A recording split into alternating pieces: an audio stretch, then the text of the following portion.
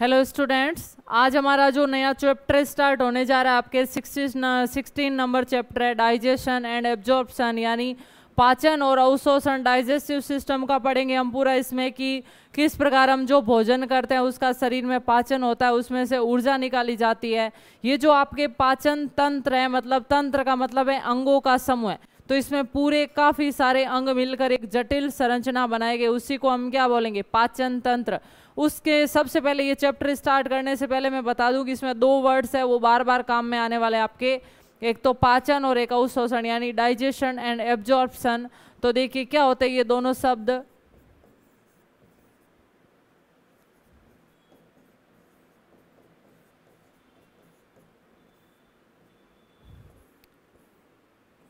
देखिए सबसे पहला है आपके पाचन। पाचन का मतलब क्या होता है, हमने जो भी पोषक पदार्थ खाए वो जटिल रूप में होते हैं, उनको सरल रूप में बदलना ही क्या कहलाता है, पाचन।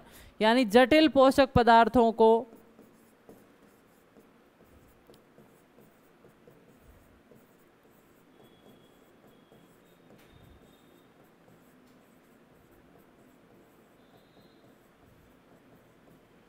अवशोषण योग्य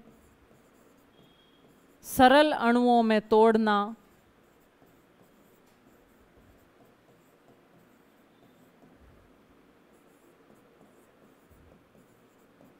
क्या कहलाता है, पाचन कहलाता है।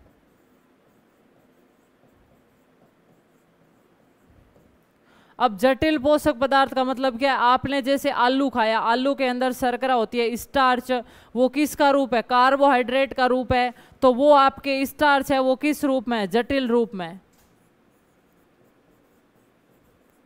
अब इस स्टार्च पर सबसे पहले एक एंजाइम काम करेगा, यानी हम जो जटिल अणु है उनको सरल अणु में तोड़ने के लिए जो हमें पदार्थ चाहिए उनको हम क्या बोलेंगे, एंजाइम बोलेंगे। तो देखिए जो स्टार्च है वो आपके जटिल रूप में, इसका फिर स्टार्च को तोड़ा जाता है माल्टोज में, और एंजाइम काम आता है टाइलिन।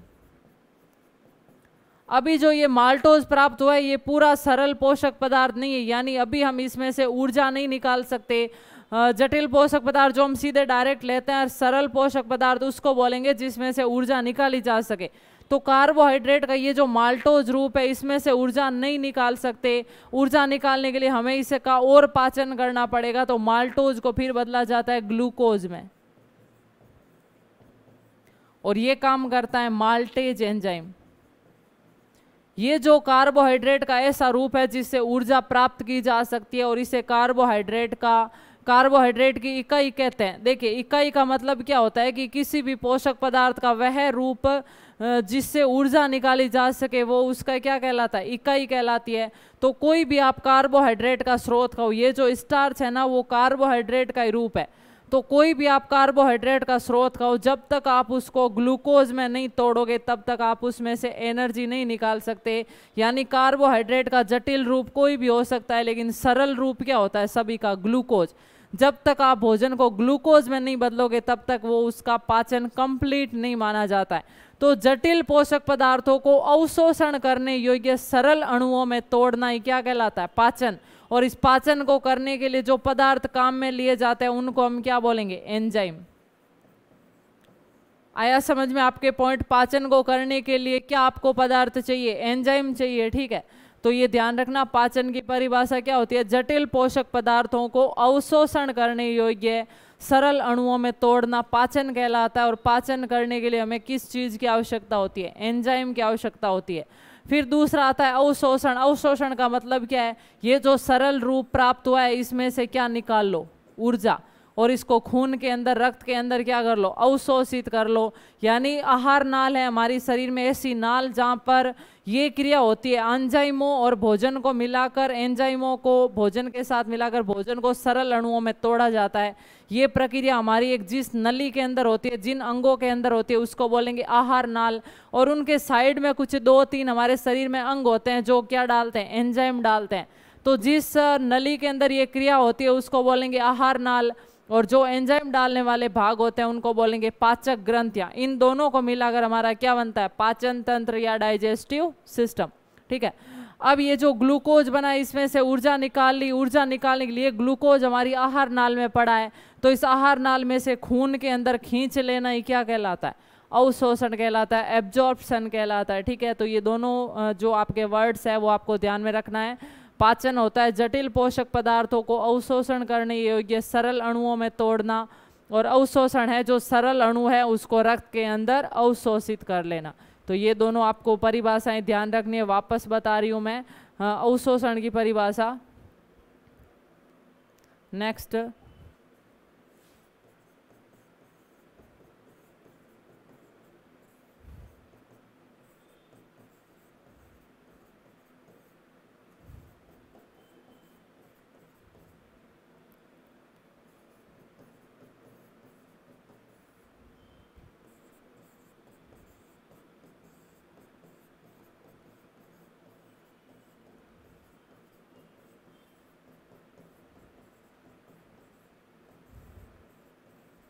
तो पाचन से प्राप्त सरल पोषक पदार्थ को रक्त में अवशोषित करना ही क्या कहलाता है? अवशोषण कहलाता है। तो पहले आप ये पाचन वाला नोट कर लीजिए और फिर अवशोषण वाला पॉइंट।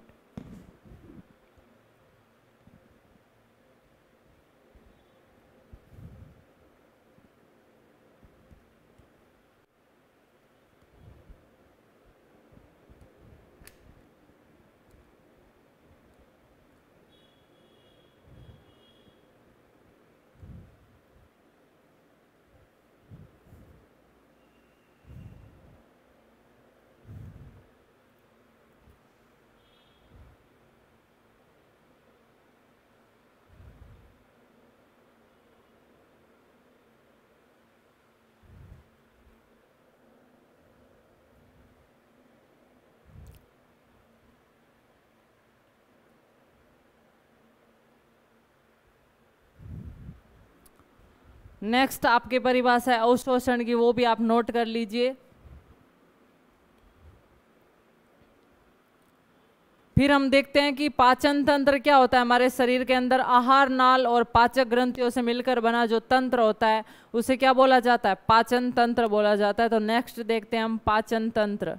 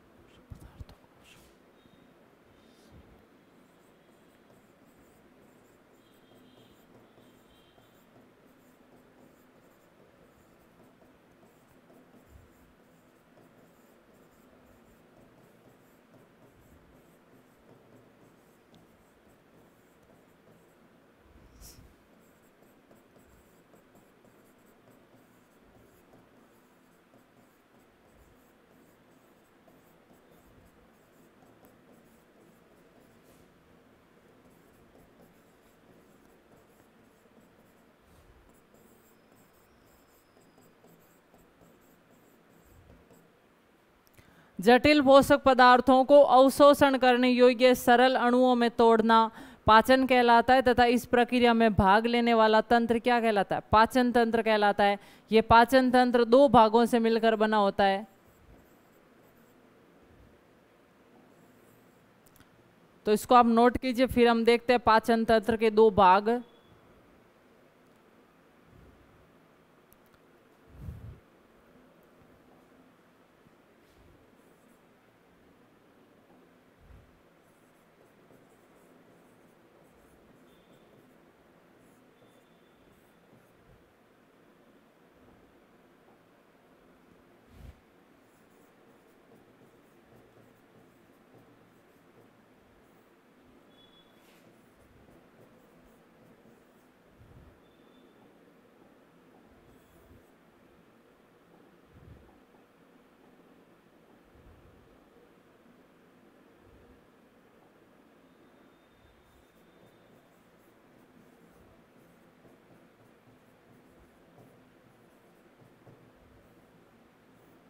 पहला भाग है आहार नाल और दूसरा भाग है पाचक ग्रंथियां। अब हम देखते हैं आहार नाल के भाग कौन कौन से हैं और पाचक ग्रंथियां कौन कौन सी है।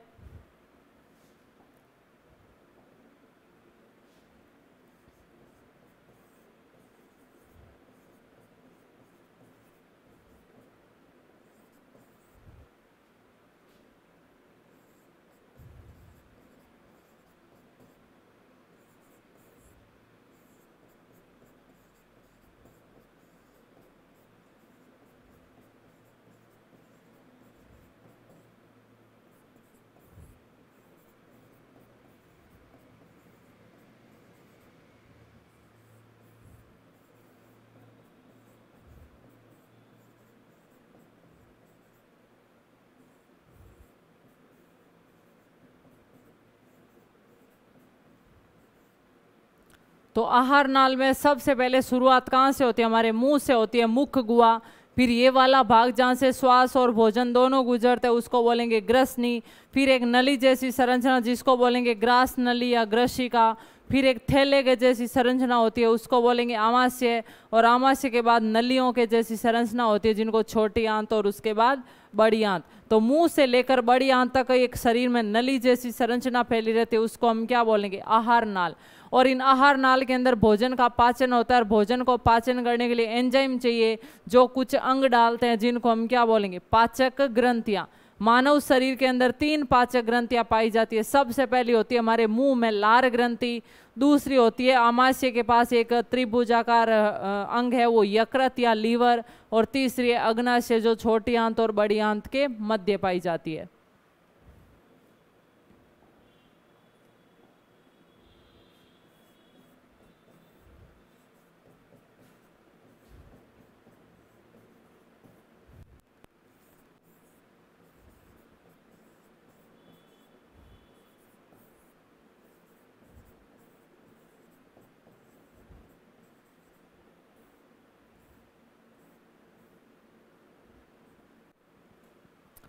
तो इसको आप नोट कीजिए, फिर हम देखते हैं नेक्स्ट।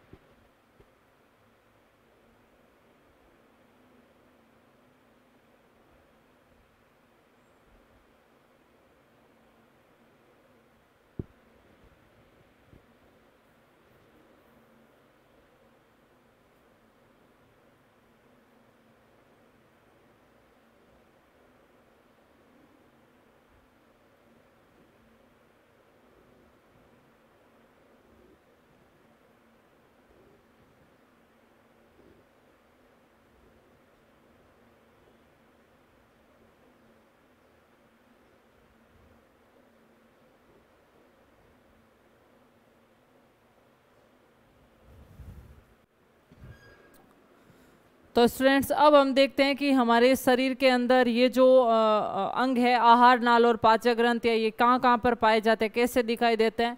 तो हम डायग्राम से देखते हैं।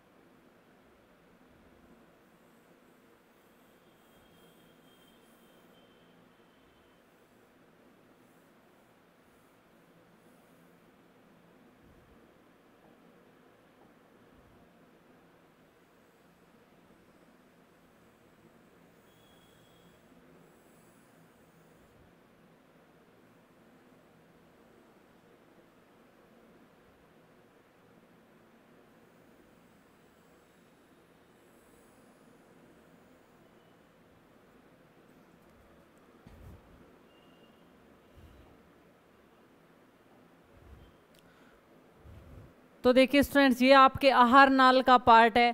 आहार नाल में सबसे पहले हमने क्या देखा था, देखिए वापस यहाँ पर बताती हूँ मैं आपको।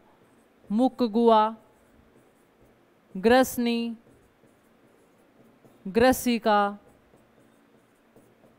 आमाशय, छोटी आंत और बड़ी आंत। ये पार्ट किसके थे? ये पार्ट थे आपके आहार नाल के। ठीक है, तो इसमें मुख गुहा कौन सा पार्ट है? ये मुंह वाला पार्ट क्या कहलाता है? मुख गुहा।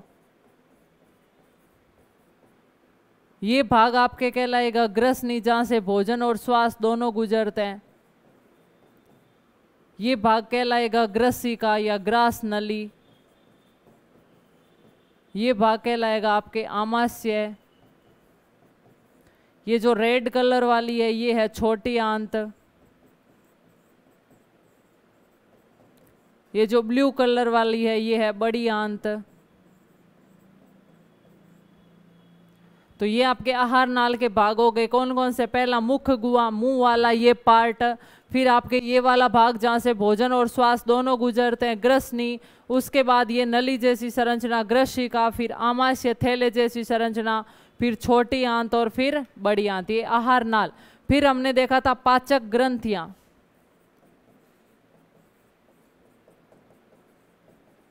पाचक ग्रंथियां कौन कौन सी थी? सबसे पहली थी लार ग्रंथि, दूसरी थी यकृत और तीसरी थी अग्नाशय। तो हम देखते हैं पाचक ग्रंथियां कौन कौन सी है।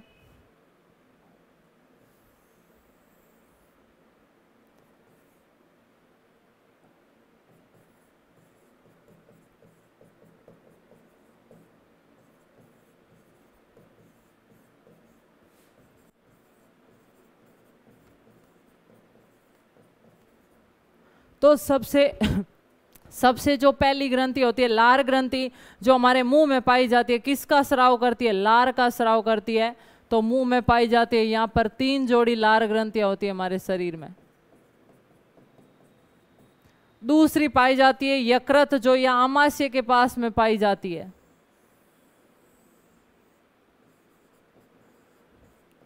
और तीसरी और मुख्य पाचक ग्रंथि जो छोटी आंत और बड़ी आंत के मध्य में पाई जाती है, इसको क्या बोलेंगे?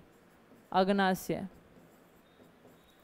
तो इतने भागों से मिलकर हमारा क्या बनता है? पाचन तंत्र बनता है, जिसमें आहार नाल वाले भाग मुख गुहा, ग्रसनी, ग्रसिका, आमाशय, छोटी आंत और बड़ी आंत। और 3 प्रकार की पाचक ग्रंथियां, लार ग्रंथि, यकृत और अग्नाशय। तो ये हमारा पूरा पाचन तंत्र है। इस टॉपिक में हम इस पूरे भागों को विस्तार से पढ़ने वाले हैं। कौन सा भाग क्या काम करता है, किस भाग की कैसी संरचना होती है, और कौन सी पाचक ग्रंथि कैसे एंजाइमों का निर्माण करती है। तो नोट कीजिए इसको, फिर हम एक एक पढ़ते हैं सभी भागों को।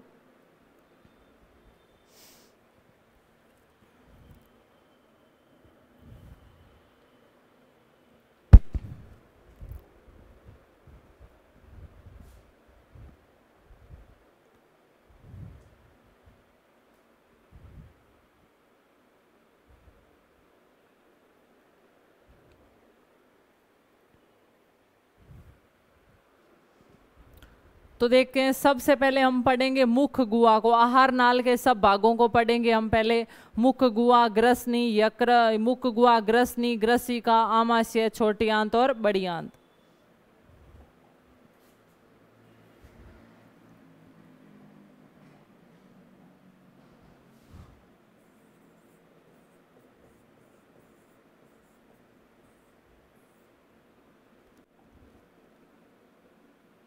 आपको पता है कि जो मुंह वाला भाग होता है वो आहार नाल का सबसे पहला भाग होता है, जहां से भोजन के पाचन की शुरुआत होती है। तो आहार नाल का सबसे पहला भाग क्या है? मुख गुहा। हमारे मुंह में क्या क्या पाए जाते हैं? दांत पाए जाते हैं, जीभ पाई जाती है और लार ग्रंथियां पाई जाती है। तो इनके बारे में हम पढ़ेंगे।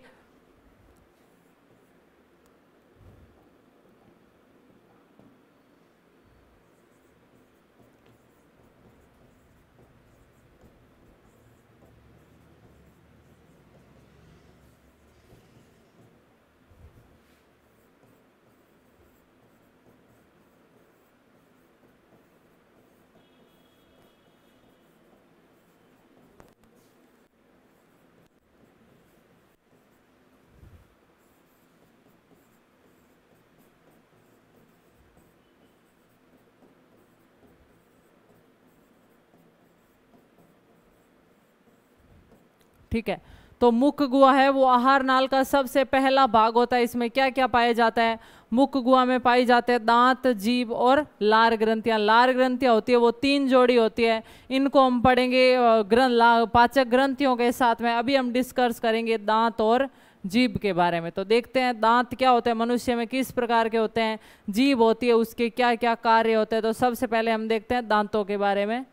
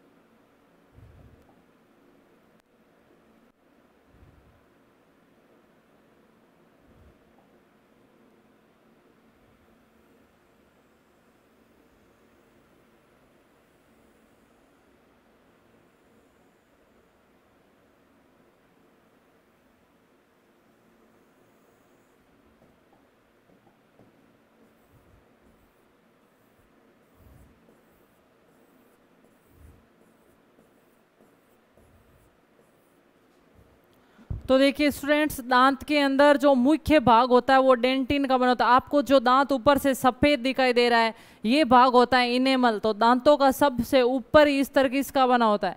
सबसे ऊपरी स्तर बना होता है इनेमल का। और जो बीच का जो भाग होता है दांतों का मुख्य भाग जिससे बना होता है उसको क्या बोलेंगे? डेंटिन। दांतों का बनाने वाला जो अंदर भाग होता है उसका नाम क्या होता है? डेंटिन होता है। और ऊपर ही जो ये सफेद परत होती है ये किसकी होती है? इनेमल की होती है। इनेमल होता है वो जंतु जगत का सबसे कठोर पदार्थ होता है। जंतु जगत का सबसे कठोर पदार्थ किसे बोलोगे आप? इनेमल को। ठीक है। और उसके अलावा दांत के अंदर कुछ रक्त वाहिनियां पाई जाती है ब्लड सप्लाई करने के लिए, और कुछ तंत्रिका कोशिकाएं पाई जाती है जो दांत के भीतर पाई जाती है। रक्तवाहिनियां तथा तंत्रिका कोशिकाएं। जो दांत का ये नीचे वाला भाग कहलाता है ये कहलाता है दांत की रूट। दांत की रूट या दांत की जड़। ठीक है। तो ध्यान रखना, 2 पॉइंट इंपॉर्टेंट है। ध्यान रखना, दांत का जो मुख्य भाग होता है वो डेंटिन नामक पदार्थ का बना होता है, और जो दांत की ऊपरी सतह होती है वो किसकी बनी होती है? इनेमल की बनी होती है। ठीक है। तो नोट कीजिए इसको।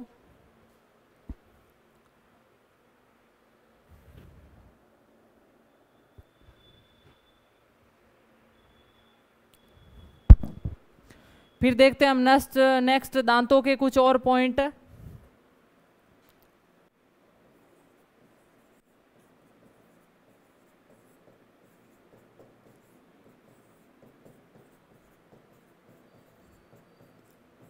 मनुष्य में दांतों की संख्या कितनी होती है? 32 होती है, जिसमें 20 होते हैं वो दूध के दांत होते हैं और 12 होते हैं वो स्थायी दांत होते हैं।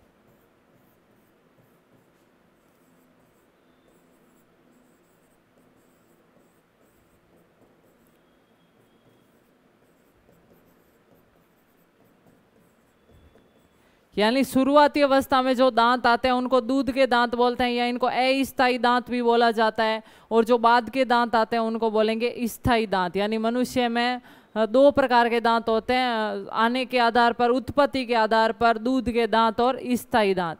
उसके अलावा जो मनुष्य का दांत होता है वो एक गड्ढे जैसी संरचना में व्यवस्थित रहता है, इसलिए मनुष्य को दांतों को बोला जाता है गर्त दंती। और उसके अलावा जो मनुष्य के दांत होते हैं वो 4 प्रकार के होते हैं: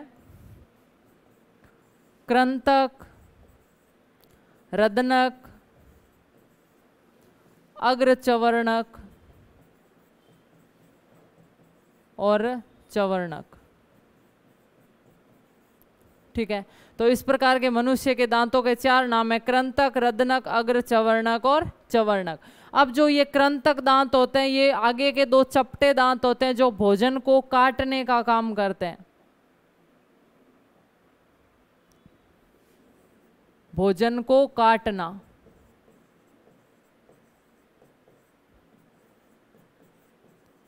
जो पीछे का रदनक दांत होता है वो नुकीला होता है, भोजन को चीरने फाड़ने का काम करते हैं।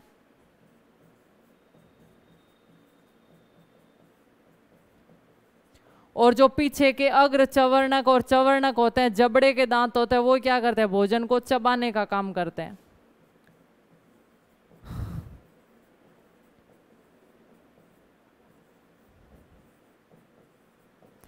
तो ध्यान रखना, मनुष्य में उत्पत्ति के आधार पर दांतों के प्रकार कितने हैं?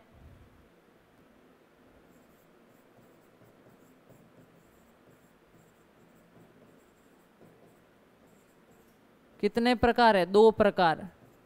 पहले हैं 20 दूध के दांत और दूसरे हैं 12 स्थायी दांत। फिर ये है कार्य के आधार पर 4 प्रकार के।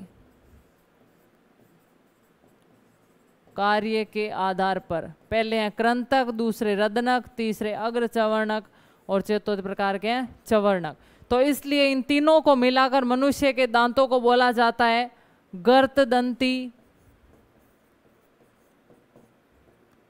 विषमदंती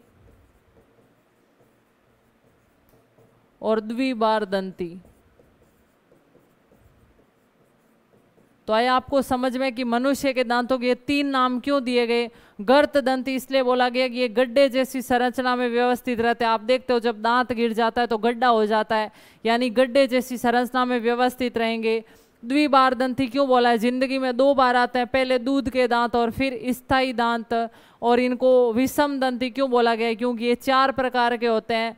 पहले हैं कृंतक जो भोजन को काटने का काम करते हैं, दूसरे रदनक जो भोजन को चीरने फाड़ने का काम करते हैं, तीसरे अग्र चवर्णक और चौथे चवर्णक, ये दोनों प्रकार के जो भोजन को चबाने का काम करते हैं।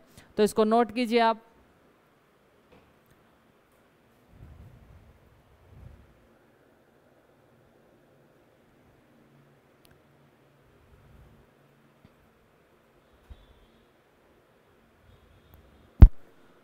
तो स्टूडेंट्स यहाँ तक की थी हमारी ये क्लास। नेक्स्ट क्लास में हम देखेंगे मनुष्य में किस प्रकार का दंत सूत्र होता है, जीभ के क्या कार्य होते हैं और आहार नाल के अन्य भागों को पढ़ेंगे। Thank you so much.